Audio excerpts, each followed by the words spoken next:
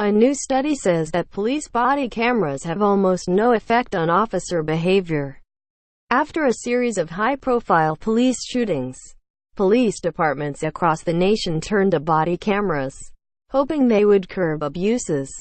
But a rigorous study released Friday shows that they have almost no effect on officer behavior. The 18-month study of more than 2,000 police officers in Washington found that officers equipped with cameras used force and prompted civilian complaints at about the same rate as those who did not have them. Advocates for body cameras, including police officers, lawmakers, and citizens in high-crime neighborhoods, have long argued that requiring officers to wear the devices would have a civilizing effect on both officers and the civilians who encounter them. After the 2014 fatal police shooting of Michael Brown, an unarmed African-American man, in Ferguson, Mo, calls for their use became more widespread. Sign up for the Morning Briefing newsletter by 2015. 95% of large police departments reported they were using body cameras or had committed to doing so in the near future.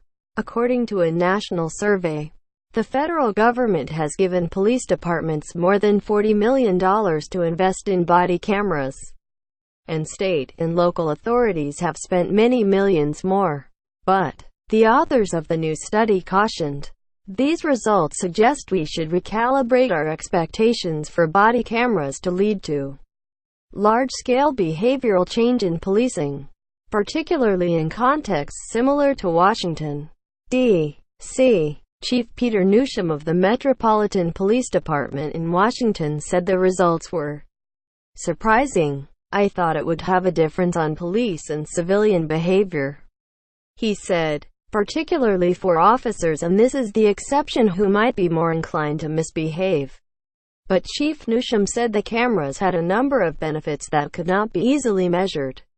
More accurate investigations, better training, in at least one case in which the footage exonerated an officer accused of shooting an unarmed suspect, who was indeed armed. Most important, he said, they bolstered the trust of the community.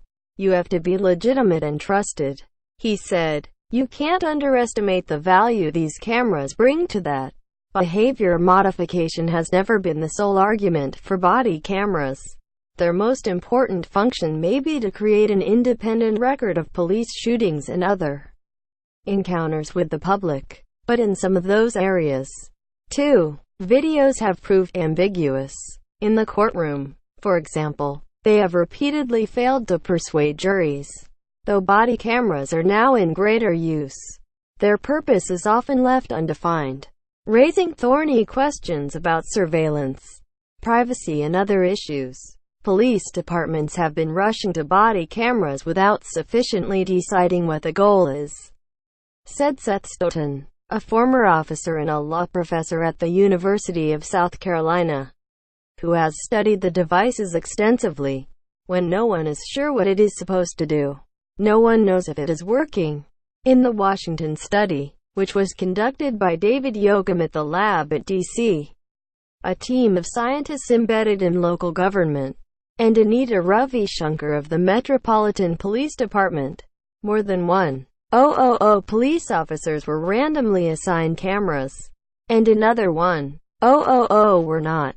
Each officer was tracked for 7 months, with the researchers recording use of force incidents, civilian complaints, charging decisions by prosecutors, and other outcomes to see if the cameras changed behavior. On every metric, the effects were too small to be statistically significant. The results call into question whether police departments should even be adopting body-worn cameras, especially given their high cost, said Harlan Yu, from Upturn, a Washington nonprofit consulting company that studies how technology affects social issues. It was not directly involved in the research. Mr. Yu said the cameras raised significant privacy issues, particularly in low-income, minority neighborhoods, and that vendors were beginning to experiment with incorporating facial recognition software as an evidentiary tool. They will likely get stronger over time, he said. But the original purpose of cameras, transparency and accountability, could ultimately get swept under the rug. Criminologists said there were several possible explanations for the camera's apparent lack of impact.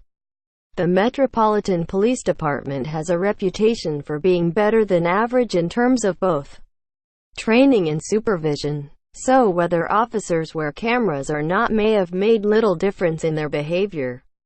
The department has already had to confront excessive force problems after a Washington Post series in 1998 revealed that the city's officers had shot and killed more people per resident in the 1990s than any other police force in a large American city.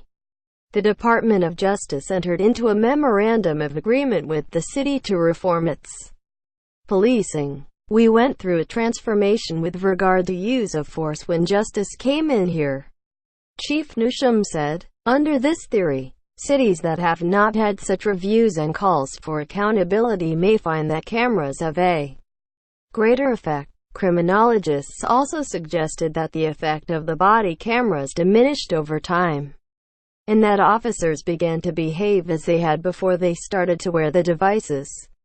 Although if that were true, the researchers would have found a greater gulf between those with and without cameras at the beginning of the study, which they did not. Or, the effects of the cameras may have spilled over to officers who did not wear them, just because they knew their colleagues did. This area of police practice is under-researched, so we really don't know a lot, said David A. Harris, a professor at the University of Pittsburgh School of Law who studies police accountability. In this police department, cameras had a certain effect, but you cannot extend that to other police departments. Until now, the most commonly cited study on police body cameras had suggested that they did indeed have a calming effect. That experiment took place in 2012 in Rialto, Calif., where officers were randomly assigned cameras based on their shifts. Over a period of 1 year, shifts that included cameras yielded half as many use of force incidents, including the use of a police baton, taser or gun, as shifts without cameras did. The number of complaints filed by civilians against officers also declined by 90% compared with the previous year. The Rialto study had a big impact in policing. Axon, formerly known as Taser International, has sold more than 300,000 police cameras worldwide and cites the Rialto study on its website. A federal judge also cited the study in 2013 when she ordered the New York City Police Department to conduct a year-long pilot program using body cameras. The department has outfitted 927 officers with cameras and will compare their performance with officers without. Results are due out this spring. But the Rialto experiment included just 54 officers, compared with over 2,000 in Washington. In another new study that will be published in the November issue of the journal Policing, researchers led by Michael White of Arizona State University interviewed 249 people who had recent encounters with officers wearing cameras. Those who were aware of the cameras perceived the encounters as more just than those who were not. Monica Hopkins Maxwell, executive director of the American Civil Liberties Union of the District of Columbia, said cameras were not a panacea and that only more emphasis on initiatives like community policing, data collection and better training would help build goodwill. "I don't think body cameras in any way, shape or form by themselves increase trust," she said. "The way you increase trust is through relationships and how communities are treated by police officers." Professor Harris, of the University of Pittsburgh, said that the impact of body cameras will remain a disappointment to many people given the hype surrounding them once video footage of police behavior, good and bad, went viral on the internet. "We were sold on the idea that these cameras were going to bring a brand new accountability to policing, and that isn't entirely what has happened," he said.